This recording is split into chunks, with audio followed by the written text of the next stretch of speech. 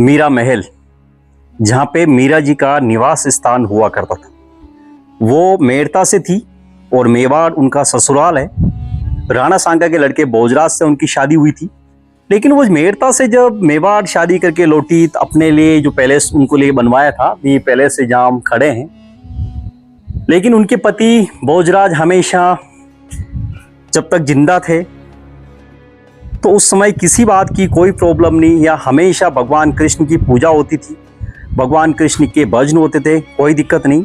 लेकिन भोजराज जी की डेथ के बाद भोजराज जी का एक छोटा भाई होता है विक्रमादित्य सिंह, जो मीरा जी से कहता है कि हम लोग भाभी माँ, हम लोग राज परिवार से हैं और हम लोगों को शोभा नहीं देता है कि हम लोग किसी साधु महात्माओं के बीच में बैठ के भजन करें, जो अच्छी बात नहीं है, आपको नहीं करने हैं।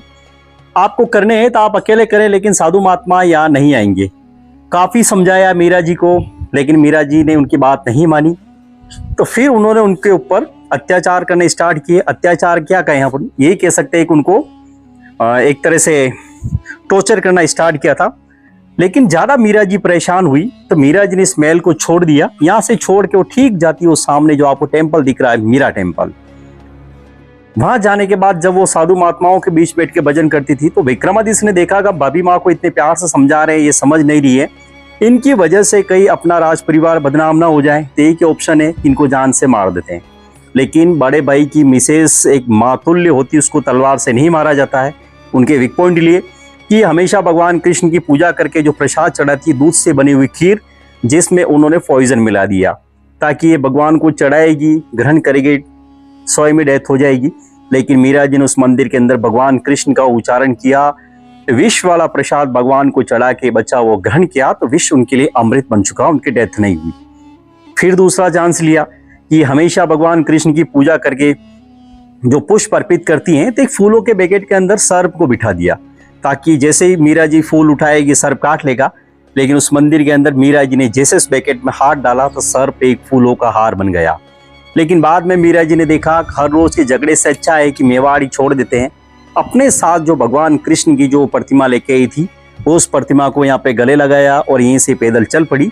लेकिन बताते हैं कि उस समय वो माइंड से इतनी डिस्टर्ब हो चुकी थी कि उनको नहीं पता कि मैं किसी रास्ते पे चल रही हूँ या कहीं नदी में गिरने वाली हूँ। तो जैसे ही पानी में गिरने वाले होती है तो मीरा जी को पीछे से पकड़ के कोई पीछे खींचता है। जब वो पलट के देखती है तो भगवान कृष्ण और स्वयं खड़े होते हैं। तो वो उनको बताते हैं कि आप मेरे को मेवाड़ की जगह द्वारका में जाके ढूंढो, आप बेट द्वारका गुजरात। तो वो अपना एक राउंड करती है, यहाँ से सीधा अपना मायका जाती है मेड़ता, मेड़ता से गोकुल, मथुरा, वृंदावन होते हुए 1547 में द्वारका पहुंचती है। तो वहां पे एक मंदिर है, रणछोड़ मंदिर। उस मंदिर में सिर्फ मीरा जी को प्रवेश करते हुए देखा गया था, एग्जिट करते हुए उनको किसी ने देखा नहीं है। बताते हैं कि उस मंदिर के अंदर उन्होंने भगवान कृष्ण की प्रतिमा के सामने अपने दुख रखे। दुखों के कारण प्रतिमा 2 भाग में डिवाइड हुई और मीरा जी उसमें प्रवेश कर गई। लेकिन इस चीज का अपन विश्वास कर नहीं सकते क्योंकि हमें चाहिए सबूत। तो उसका सबसे बड़ा प्रूफ क्या था कि जैसे ही प्रतिमा क्लोज होती है तो मीरा जी की चुन्नी का पल्लू उस प्रतिमा के बाहर रह जाता है। इससे प्रमाणित होता है कि मीरा जी द्वारका में जाके समाहित हुई। लेकिन अभी वहां पे जो भगवान कृष्ण और मीरा जी की व्हाइट मार्बल की जो प्रतिमा लगी हुई है, ये 2002 के अंदर जो हमारे चित्तौड़ में सीमेंट प्लांट है MP बिरला, तो CSR डिपार्टमेंट ने वापस न्यू प्रतिमा लगाई कि उसकी प्राण प्रतिष्ठा वहां पे की है, जो अपने को वहां देखने को मिलेगी। लेकिन अभी भी आज जो हमारे यहाँ के लोकल लोग हैं या कहीं बाहर से हैं जिनका भगवान कृष्ण या मीरा जी के प्रति अति विश्वास है, तो वो लोग आज भी दीपक प्रज्वलित करते हैं, जो जगह मैं आपको बताऊंगा। ही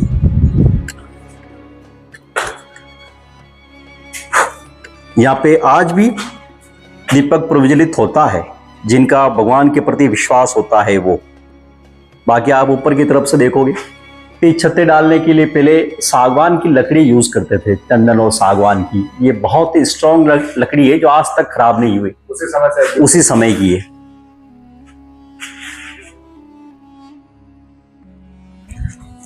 राइट, आपने पन्नादाई के बारे में सुना है?